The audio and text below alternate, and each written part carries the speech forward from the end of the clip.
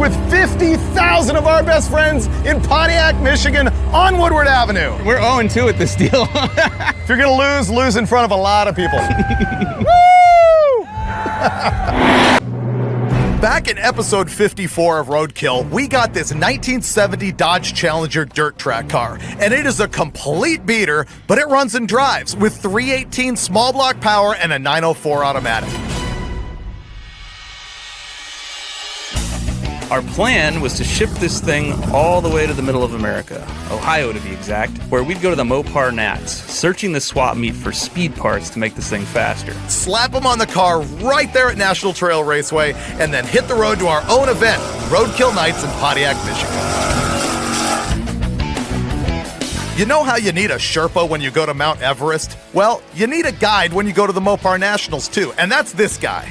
Daniel Boshears, a buddy of ours who completely knows the ins and outs of these cars, but most importantly, he brought the tools. What do you think all this is going to cost? More than we have. These are Mopar people. You spray paint any kind of weird code on something, and suddenly it's $10,000. So that's $350.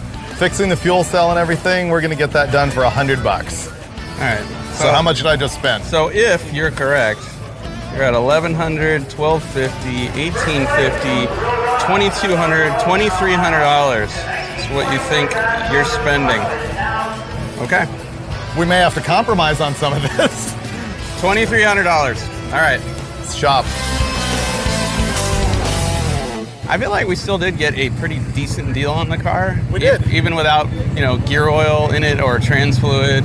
Or a functional fuel holding device. Yeah. Even with all those negative attributes, I feel like we scored. We're looking to hop up the 318 cheap and easy. We're thinking that we're going to need an intake, camshaft, and headers at the minimum, and the car really needs some steeper rear end gears. Wow, people are cleared out of a lot of stuff. We're here 2 days late for the good stuff.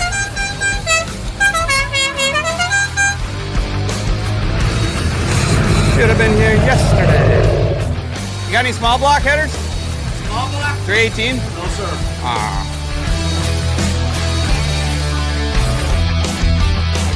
Headers. Those are big block headers. Oh. Yeah. Well, yesterday was the day. We know. We know. We need a montage of everybody telling us we should have been here yesterday. Yeah, exactly. Thank you. Thanks a lot. Well, we haven't bought anything yet, but it's a massive swap meet, so I have hope that just around the next corner is everything we need all in one spot. We should have been here yesterday. Our demands are not that high. I think we can find what we need. No linkage. No linkage, but you know what? This is the easier linkage to deal with. Yeah. Because they're in line. It'll work. This will work. You want 8, I said 6. So let's just meet in the middle. Then you don't have to carry it home. But that's a genuine Mopar tunnel ram with 2 Holley 450 carbs on it. I just bought it. And a beer. $775. One piece of the puzzle. So good. Yes. I feel good about the tunnel ram. That's gonna make the car. Oh, look amazing. I'm dinging you $25 off my budget for that. It's worth it. I got a beer. Just for this. $400 for a hood. Factory shaker. Mopar guys are so weird. It's more in the neighborhood. It's got a sump in it. You take $30 for this? No. All right. All right. $40. We're doing pretty well. We got a tunnel ram with carburetors. We got our fuel cell. I just got brand new headers for $90, and he got a beer.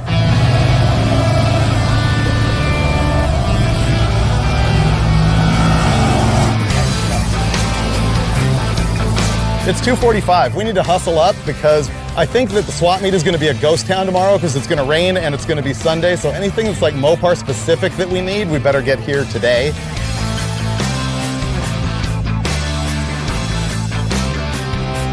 We're interested in this. How much do you want for it? He told us $400 before, and that comes with carrying it back to our car, right?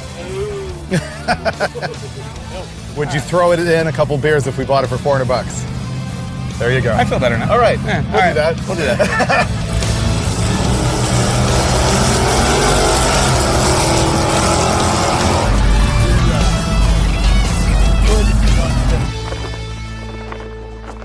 I pretty much think we're done shopping.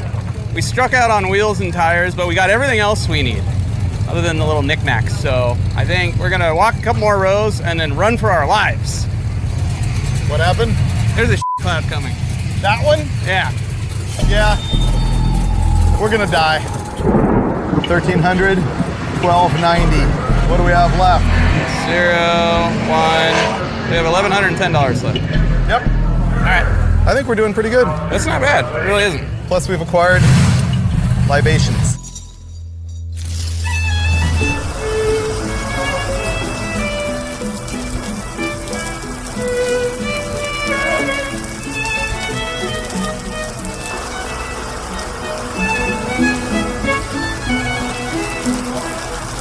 How do you make your car safer in the rain? You install a tunnel ram and a cam and lifters and gears and all kinds of things. Everything but rain tires. That's what we're doing today. We had a pile of parts that we'd scored out of the swap meet. We still had to make a trip to Jegs though, and while they are our sponsor, we still had to spend ourselves clean in there. I think we blew the last of our budget. Totally. So the build went about as well as any roadkill build does. This is gonna be a lot of work, I just realized. Well, here's an update on our $775 tunnel ram.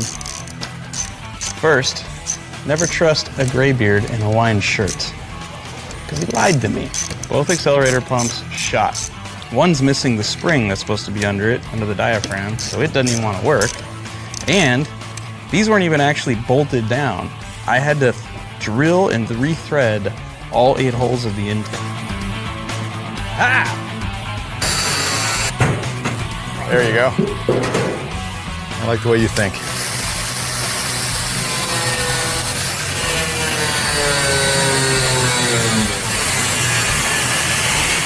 This is real bad.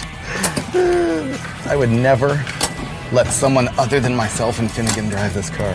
It took several days to rebuild the top end of this motor. And frankly, all we were really doing was swapping in a cam, lifters, valve springs, a tunnel ram, and carburetors. And oh yeah, a set of headers.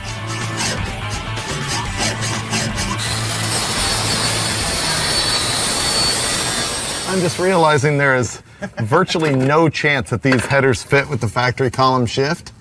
Right now, the engine's all disassembled and we don't have the parts to put it back together. The manifolds are off and the headers won't fit, and the tube's cut halfway through.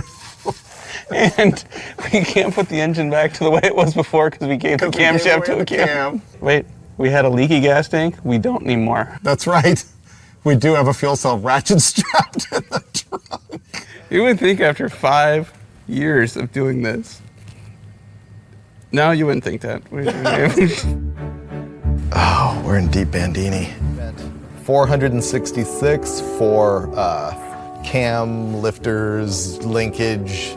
10 minus 4 is 6. 644. 466 at Mancini, 560 at Jegs. All of this stuff adds up to 1290, right? No, we did get this. It's not in there. Tools can't count, Oh, okay. right? That's a new roadkill rule. Tools don't count. 40 on the cell, that's, yeah. 14 minus 6 is what? 8? We have $84 left. And most of that we blew on fluids and stuff. So we are at 0. Is that new math? It's really cheap to build a car at the swap meet. Everybody should do this. Especially when you show up when the swap meet's over and then it rains. We don't even have gas money to get there. I can't even afford to pay attention right now. Dude, we're broke. I guess we can't afford to install our headers, right? Not really. If we can't afford to install our headers, we can go back to Jegs and return the mufflers and stuff, which gives us back to like another $250, which means we can't afford to install the headers. Yes. We're not very good at this. Obviously. The best part about this whole deal is we somehow managed to spend $2,300 to arguably make the car slower.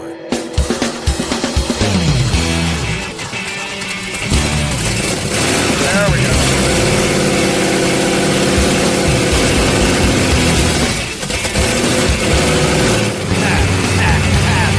That's what it's gonna be like when we drive. Motor run. Hey, guess what? And it runs! And it runs! And finally, it runs. And importantly, it runs with a tunnel ram. Now, anybody will tell you that a tunnel ram is the exact wrong intake manifold for a virtually stock 318 cubic inch small block. And it turns out, it is. I'm going to be able to warm chicken nuggets on this when we park it. Yeah. It's dual purpose. Well, it's finally Wednesday morning, and we've got to be at Roadkill Nights in Pontiac, Michigan by Friday morning. So we've got all day today and all day tomorrow to make roughly a 5-hour drive. So I got an email this morning. What'd it say? There's a guy selling my dream car, the car I used to get a ride to high school in, on our way, sitting in a field. Really? Yeah, it's complete. 400, 4-speed, 3 grand. Really? Yeah. Runs and drives? Ran when parked. Let's go there. All right. I'll tell him. I really didn't think you'd say yes. This is awesome. Is it on the way? It's on the way. Oh, well, then let's go.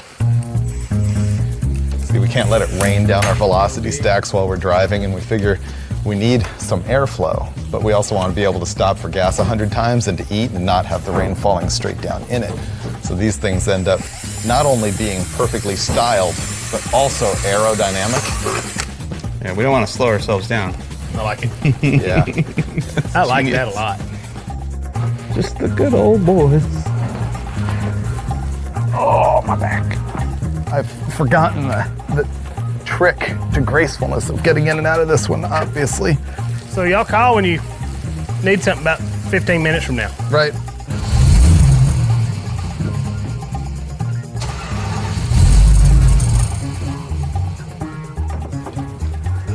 Try it again.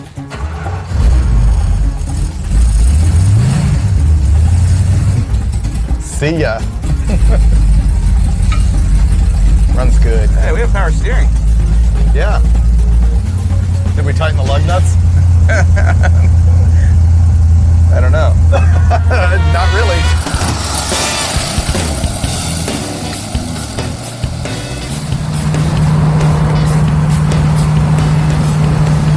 This isn't bad. Not bad at all. This is the right way to break in a camp. Constant speed, 1 RPM. Yeah.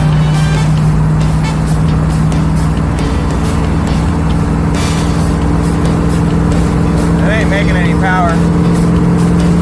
That's got to be dead lean. Yeah, it doesn't make any power. Yeah. We got to fix it.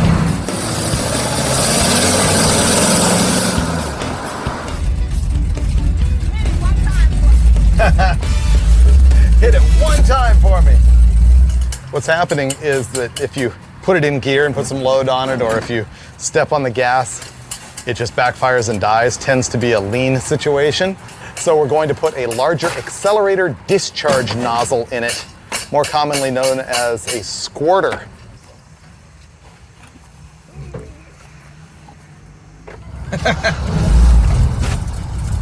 So we might have to ride 2 of us at the drag strip. This is embarrassing.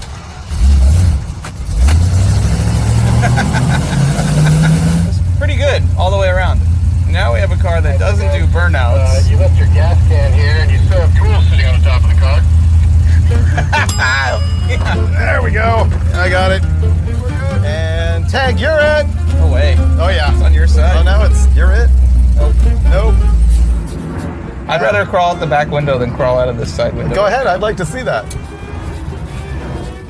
Yeah. The guy missing the gallbladder. Give him the can.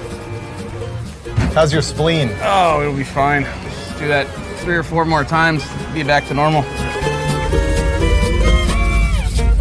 Well, it's weird. At mid-range, it's happier.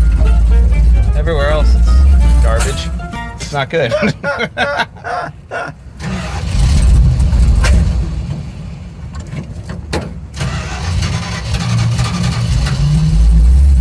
We need to fix this. Yeah, this is worse.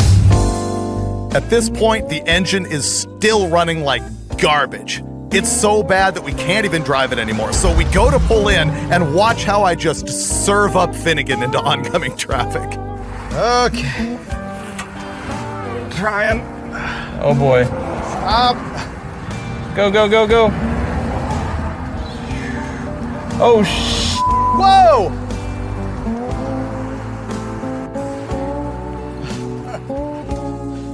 Man, I was standing there with my hand up and that guy just kept coming. That was sketchy. Okay. So much fun. We were rolling down the road and this thing just died and would not start back up. We were cranking it, thought it was flooded. We got pulled over here and it looks like there's no fuel at all in this front bowl. Basically, we're completely lost. Nothing. Zero. Fuel pump dead. We still got nothing in the bowls. How many miles did we get? Ooh, I'm thinking 15, somewhere around there. It's above average for us. I didn't realize how much we actually needed Boshears and his tools. Mostly his tools. Yeah.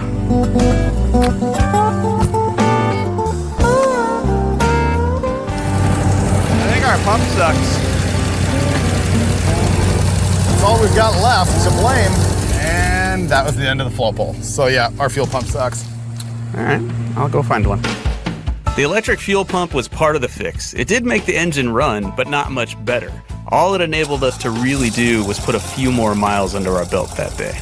After all of that, we have no idea what the tune-up on this thing is gonna be. Ready? Think about burnouts. Right into the water. No, doesn't do burnouts at all. We're gonna have to fix this or we're gonna be humiliated at Roadkill nights. Again.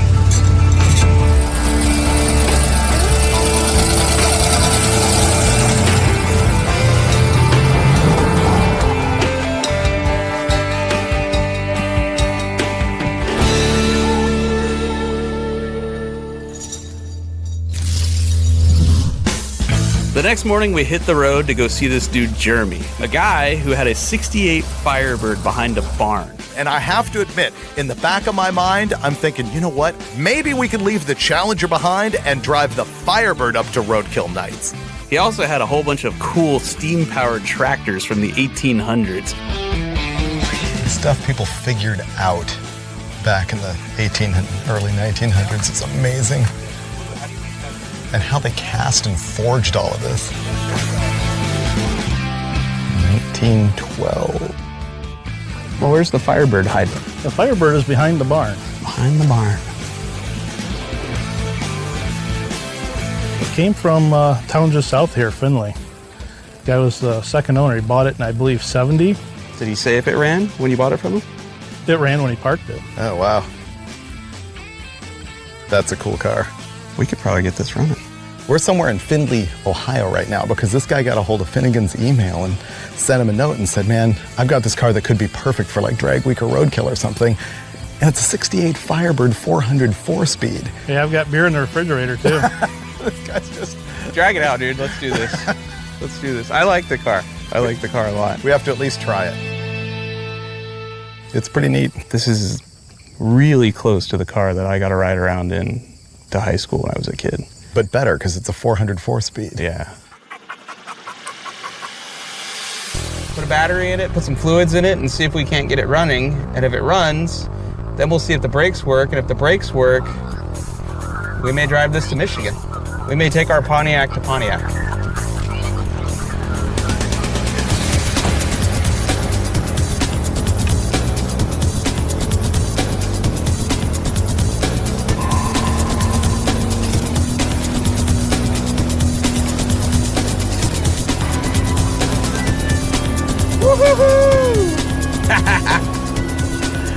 This is not the good side of the car.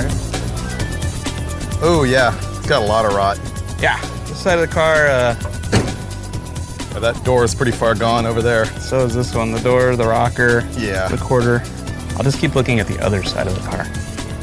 If this runs really good, the answer is buy it, drive it, get it out of your system, flip it. The flip might be hard given how many holes are in it.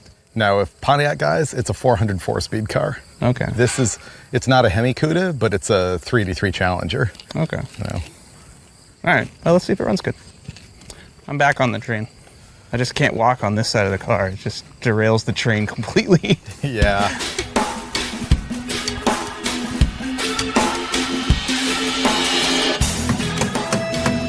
so cranking. Don't forget to put the clutch in. I've got the clutch in. Wipers work. Wow, the radio works.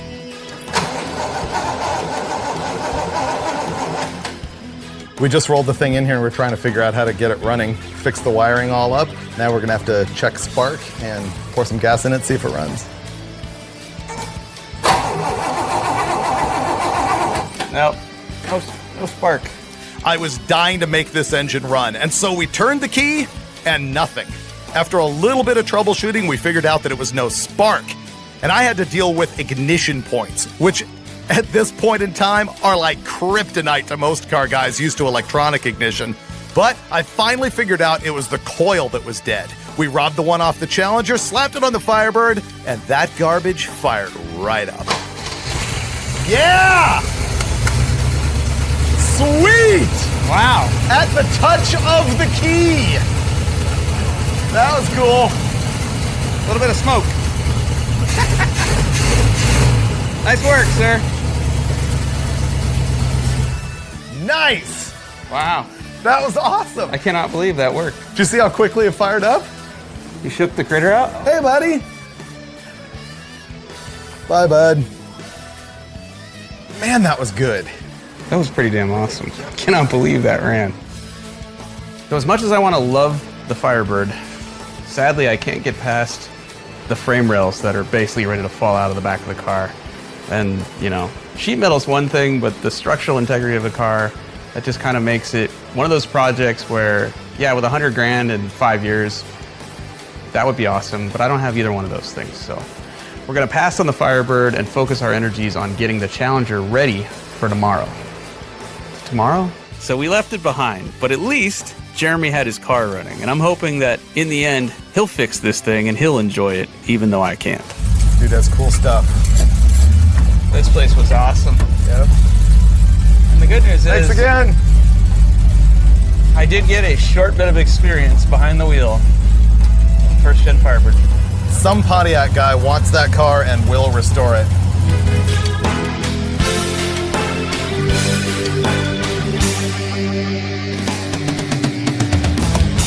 This is fun. We made it a whole 48 miles though, so that's not too bad. Could be worse. Thing I'm really worried about at this point is that this car still runs like garbage. Oh, getting old.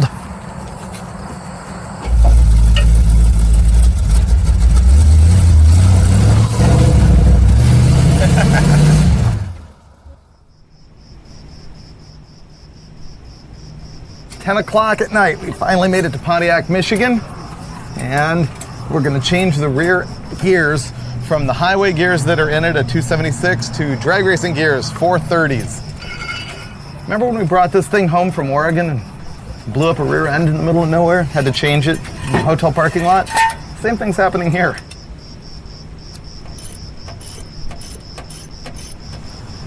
I think the end of this drive shaft is hashed, because there is going to be no getting that U-joint yoke in there. Or that U-joint, rather. It's not good. No, it's not. So, it's the night before the race. What do you do?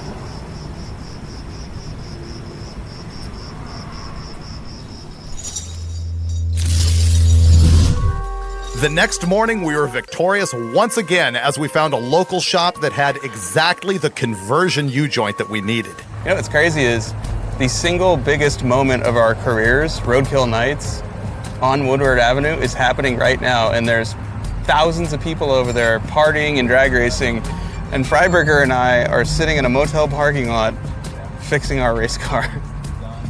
Last night when we left, we had the wrong U-joint in the drive shaft right here. Now we have the right one, thanks to DTS, Drivetrain Specialists. It's a local company that has all kinds of stuff. So we are hooked up with that, and this thing should slam right together. 1, 2, 3.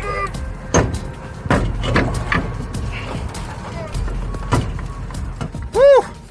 That was a good one. And because we ran out of budget, we will be drag racing our Cooper radials. No drag slicks for us. The drag slicks we've been carrying on the top this entire time were for the general mayhem.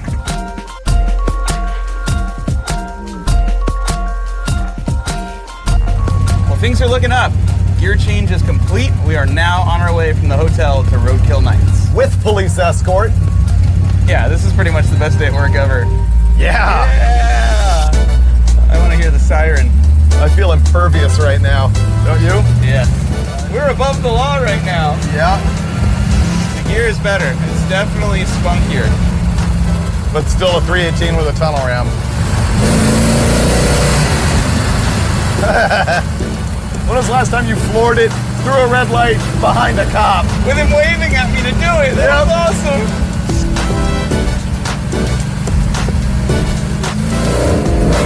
Oh, that's terrible. Yeah, 3/4 throttle is all you get on this.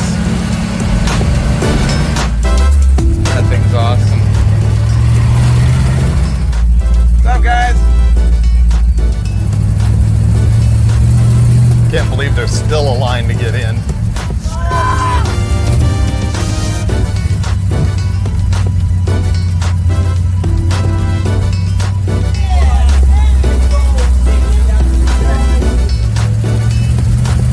If you whack it, does it just die?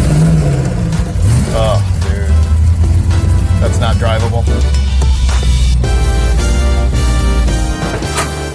This right now is more embarrassing than Gas Monkey last year.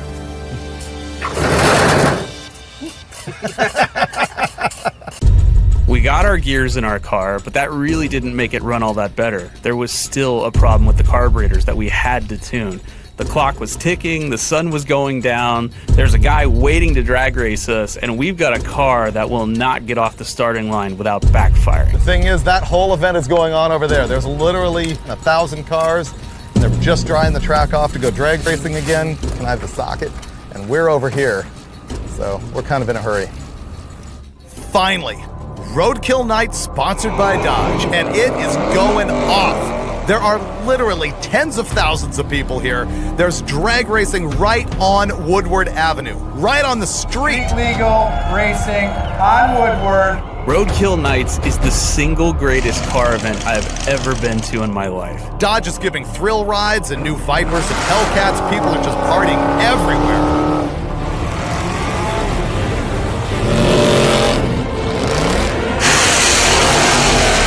Meanwhile, we are still stuck with a Challenger that runs like doggy-doo. But I think I've got a plan to make this work. All we did was adjust the position of the squirter pump cam, and it seems to be better. It's hitting more fuel sooner. We're also taking off the hot dog grill.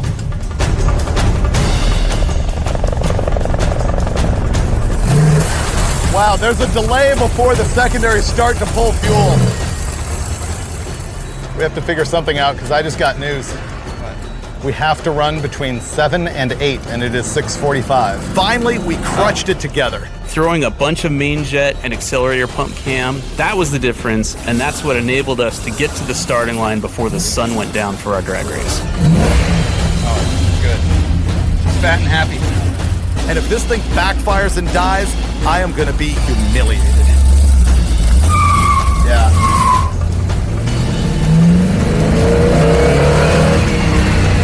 We can get close to wide open.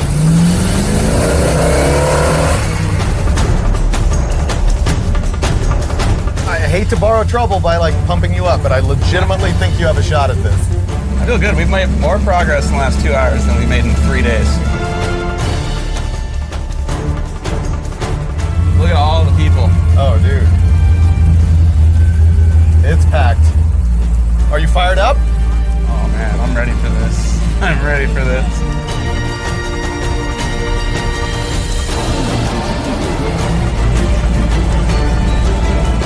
This is insane. He actually has a shot at this, a genuine chance, because the guy we're racing, he has a stick, has too much power, he's got road race tires, he's not a drag racer, so we've stacked this deck just right so that we look heroic, and I told him if he loses, just keep going, don't even come back. To the bar. And finally, here's the punchline of the entire show. We came to Roadkill Nights dead set to drag race Mike Musto from House of Muscle. You've seen him all over YouTube, and now you're going to see him right here with his 69 Daytona. He just drove this car all the way across the country, and now he thinks he's probably going to humiliate us. It's kind of a big deal on the internet because he gets to drive cars for a living and talk about them while he's driving. It's not a skill everyone has. It's rather impressive. But it's similar to kind of what you do, except the caliber of car I drive is a little different than... My cars are owned by somebody. Yeah. Other than...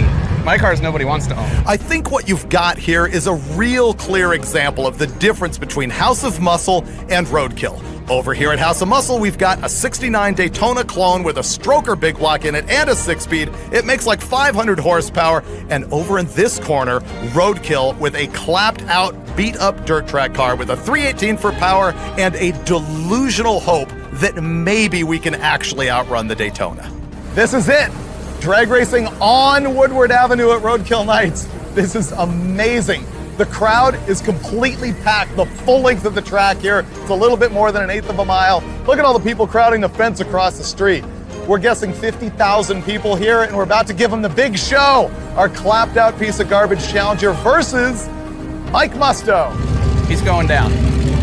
I think he probably doesn't know how to drag race. He's probably going to smoke the tires, and Finnegan's going to win. At least that's my plan.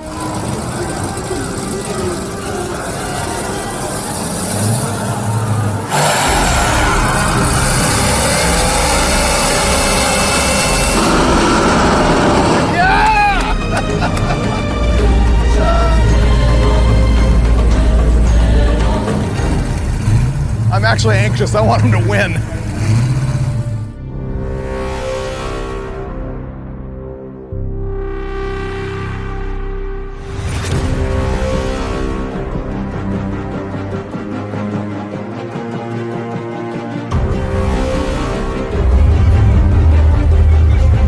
No, none. Like, not even a little bit.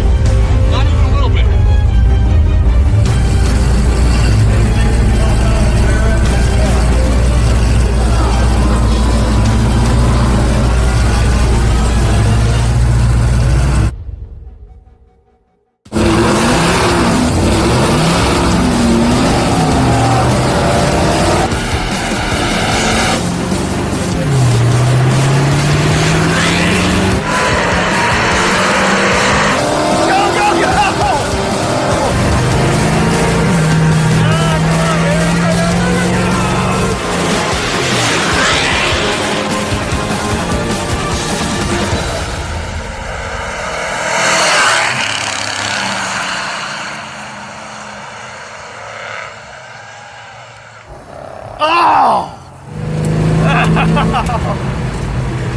Oh, you piece of crap, I lost. I can't believe that garbage spun the tires off the line. That sucked. Ah! That thing's fast.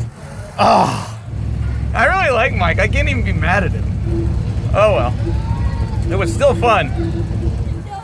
Oh man, how does this feel? That feels pretty incredible that we were able to pull this off and get that many people to show up for this race. It's been an awesome, awesome night. We didn't really expect to win anything with this. We just wanted to have a lot of fun. And to me, the victory is that we made that tunnel ram actually function at the very last second. That's enough roadkill win for me. And this is pretty cool. Check out the grandstands. If you're gonna lose in front of a crowd in Pontiac, Michigan.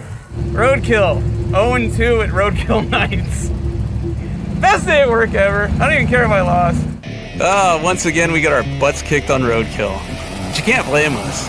Losing's not that bad when losing is an adventure. Last year, we threw together Roadkill Nights in the parking lot of the Silverdome in Pontiac, Michigan. This year, we raced right on the street in Pontiac. And everyone's asking, what are you going to do next year? Well, we're already working on that behind the scenes.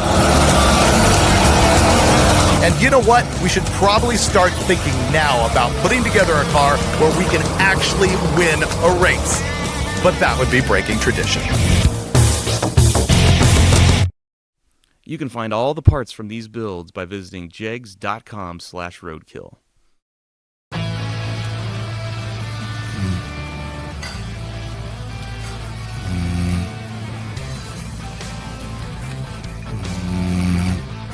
Freiburger doesn't know it, but later on I'm going to auction off his footwear on eBay to get enough money to get us the things we need in life, like pride. That's really what this show is missing. A little bit of pride. That's loud. You get that? Your gas can is unstrapped. It ain't go anywhere. I'll pay you $10 to get out and go strap it down.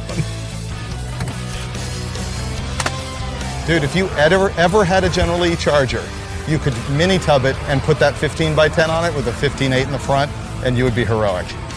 Just putting that in your ear. I might need this. I don't need cash on me, but